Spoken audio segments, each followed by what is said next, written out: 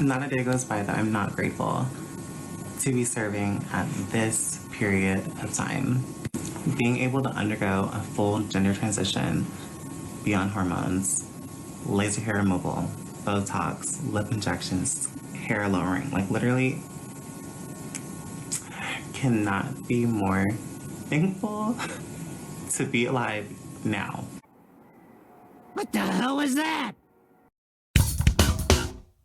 I am so thankful that the American people have turned their backs on this woke madness and turned their backs on the Democrat Party, the very party who has endorsed and pushed all of the craziness, all of the DEI, all of the affirmative action, all the critical race theory. It really seems like all of this craziness is in the rear view behind us, and we can finally move forward as a nation towards prosperity and sanity once again. So, of course, what we want to see today is some examples of the wokeness being completely decimated by not only corporate America, but by the incoming Trump administration. So before we get to these clips, please like and comment on this video so we can break through the algorithms. Here we go. Walmart defended its rollback of its DEI initiatives, saying, quote, "We're willing to change alongside our associates and customers who represent all of America.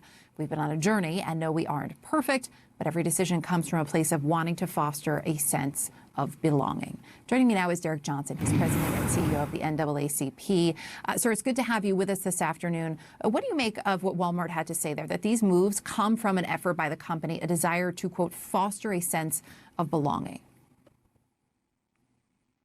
Well, it's contradictory. You cannot remove opportunities to see all your employees, to honor all of your customers by removing programs and initiatives to include them for the first time and then say that you're doing it because you want to create and foster a culture of belonging. You don't belong if you are a part of a racial identity that's not included. You don't belong if your gender greatness is not lifted up. You don't belong if your otherness is demonized as opposed to celebrate.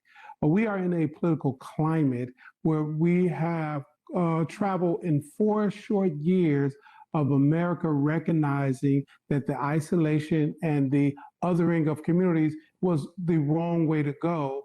And many corporations like Walmart tried to correct for that, only to find themselves retracted in a very short period. It is unfortunate, but we will, as a nation, have to resist these type of reversal. To that point, to what extent do you think political pressure from conservative activists will continue to influence other companies? Do you anticipate more will follow suit?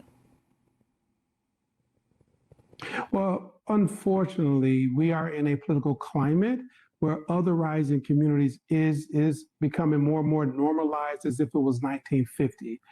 We have to encourage corporate America. Do you want to participate in a global economy that's inclusive of all what people bring to the table, or are you going to continue to capitulate to a shrinking segment of your customer base?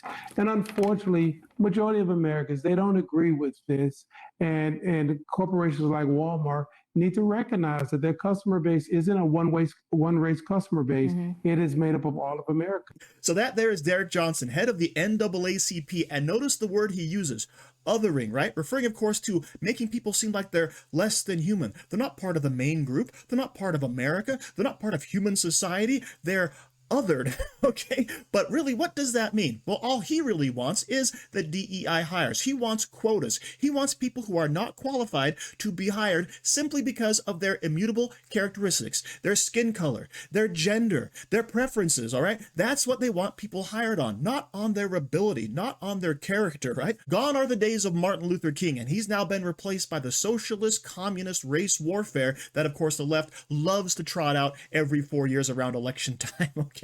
But the people are done with it. We've seen right through it. We don't like the results because all it does is embolden the fringe radical left who wants to go out there and riot in the streets and burn things down without consequence, all in the name of some type of social justice, which they will never actually achieve because you could never be progressive or left enough. However, the good news is that the adults are back in charge with the election of Donald Trump, as we're going to see in this clip on border security. I think there are thoughtful ways to solve this problem. If they want to focus on violent criminals, we would be happy to help support pursuing, arresting, and deporting them. We've helped past administrations. We'd do that again. If they want to focus on adding more judicial capacity so folks with asylum claims can have those cases heard more quickly, we would support that. What we're not going to do is support deploying the 101st Airborne into American cities to pull 10-year-old kids out of their classrooms in handcuffs. Dear Tucsonans, as your mayor, I want to reassure every single resident that I am committed to do all we can to keep our community safe. I am deeply troubled by President-elect Trump's plans for mass deportation. I believe they are cruel and immoral. I will work with our police chief to make sure that our focus remains on protecting and serving Tucsonans. It's a shame we have other governors and other mayors who are right out of the gate. I said they're going to push back on President Trump and what we're trying to do, especially for interior enforcement. Let me be clear. There is going to be a mass deportation because we just finished a mass illegal immigration crisis on the border, where anybody can look at 9 out of 10 people claim asylum at the border will end up with an order removal. So you can't ask for the right to claim asylum, the right to see a judge, the right to due process, and we give you that due process, and at the end of that due process, a federal judge orders you removed, we have to remove them. Because if we don't, shut down the immigration court. Those orders don't mean anything anymore. Take you guys off the border because there's no consequences. So you can't demand due process and the right to claim asylum and not obey the court order. That is why there needs to be a mass deportation. We have a mass number of people, millions of people who will get a final order and be order removed. If we don't do it, what is the option? Let them stay? Because if you let them stay, you'll never fix the border. There'll be companies, you're going to send a message to the rest of the world. Enter the country legally, which is a crime. Ignore a court order, you never have to go home. We're telling the whole world it's okay to enter this country legally, you never got to go home. We're a nation of laws. And we're going to enforce the laws. The men and women of ICE, they're going to have a tough job ahead of them. And I'm sending a message for people that said they're going to get in our way. They're going to stop us from doing what we're doing on an interior enforcement operation. I've said it 100 times in the last week. Don't cross that line. It is a felony to knowingly harbor and conceal an illegal alien from immigration authorities. Don't test us. The nation wants a safe country. We've had enough crime in this country, illegal alien crime. It's time to end it and stop it. President Trump's committed to it. He's committed to securing this border. He's committed to having this mass deportation operation and concentrating on public safety threats and national security threats. For any mayor or governor who's going to push back on removing public safety threats from your community, that is your number one responsibility. You ought to be teaming up with us. I love the way Tom Homan speaks. All of these governors and mayors who are actively coming out and saying we are not going to participate in this mass deportation that the American public just voted for. And he says, well, if you stand in our way, if you try to obstruct federal law, we're going to arrest you too. He lays it all out on the line. He says, do not cross us on this because it is going to happen. And right away, you've actually seen a lot of people kind of back down, right? Tone down their rhetoric like the mayor we just saw from Denver there, right? He was saying, oh, we're going to stand up. We're going to have a Tiananmen Square moment. We're going to have the police come out and fight against the federal authorities. And as soon as he gets threatened with some jail time, we'll cooperate in getting rid of those violent criminals, but those 10-year-olds, you'd better not come after them. And I love the way Tom Homan also says, oh, guess what? We're going to deport entire families. So don't worry, there will be no family separation. So all of this mandate that Donald Trump has been given, and he's now taking advantage of, is of course being handled by people who are competent in their duties, who know what they want to do, and of course will use the full weight and authority of the federal government the way it's supposed to be used by following our laws. But of course, the left, what are they hinging their hats on? The 2028 race, where guess what? Kamala Harris is refusing to back down. Vice President has been instructing advisors and allies to keep her options open. That could be a possible 2028 presidential run, or even a run for governor in her home state of California in 2 years. Harris has reportedly repeating in phone calls, quote, I'm staying in the fight. Let's talk about it now with our political panelists. Theron Bond joins us now, a Democratic strategist, and Luke Ball is a Republican strategist. So two different perspectives here. Welcome to you both. Theron, we'll start with you. Is this a good idea for VP Harris to continue her political ambitions? Not to run for president again in 2028. Please don't. I can't really speak for governor of California. Californians seem to support her significantly. We haven't yet been able to measure what that support looks like after this current run she just had.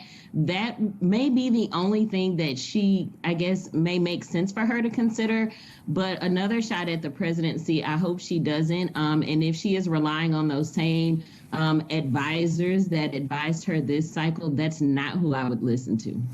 Luke, I mean, she lost in a landslide to Trump in this election. If she runs for governor of California, can she win that race? Well, I think she might have a hand up in California because I think that's one of the only states where she might actually have an edge. She'd have high name ID. But if she ran anywhere else in the country, I don't think she'd be able to get elected to dog catcher, unfortunately, because if I'm a donor, if I'm a Democrat, I'm looking at this race and I'm looking at the aftermath as we start to go through the autopsy of the campaign. And I'm seeing that we're paying millions of dollars to celebrities to astroturf the campaign instead of spending that money on critical resources, even like the DNC. If I'm on that side of the political aisle, I'm wondering why can't we give that to staff members as opposed to sending it to celebrities, paying $5,000 for having their nails done. Like the RNC went through this just over a year ago and we cleaned house ahead of the election. And I think that if I'm a Democrat strategist and I'm operating within the DNC, I'm having the same thought process. We have to have a come to Jesus meeting and figure out, number one, who the heck is the leader of our party? Number two, what sort of drastic changes are we going to make to position ourselves to come up in this next upcoming midterm election and start to change the direction of the country from our perspective? So I don't think Kamala Harris is going to have a shot at a national campaign anymore. Maybe she'd be able to find a home in California. So even the Democrat strategists are saying, please, Kamala, don't run again in 2028. I kind of envision her becoming kind of like this Hillary Clinton character where she kind of disappears for months at a time and emerges somewhere on somebody's selfie photo from like a hiking trail somewhere, okay? But Kamala Harris has basically lost all of her political acumen, all right? Nobody thinks she's going to be a winner. Now, of course, that doesn't mean she does not have a chance at a place like California, but the good news is Gavin Newsom was basically one of the front runners to kind of take over the Democrat Party. But he's so unpopular nationally that he never had a chance to even run, okay? So Kamala Harris, if she comes in, she's going to get the exact same treatment. California is so woke, so left, that everything they do actually exacerbates all of the problems they are facing, right? Nothing gets solved, and you end up looking like a horribly weak leader, all right? And Gavin Newsom was kind of able to pull it off because he's a slick speaker. But Kamala Harris, we've all seen what happens when she tries to go off the cuff, okay? So please, Kamala, please run again. Do us all a favor. Keep running. Stay in the fight. Stay in the fight. But of course, as I said, she'll have a chance in California, but that will only expose her further to ridicule from the rest of the nation. So thank you for watching. Don't forget to like, share, comment, subscribe, and stay safe out there, people, because they're coming after you.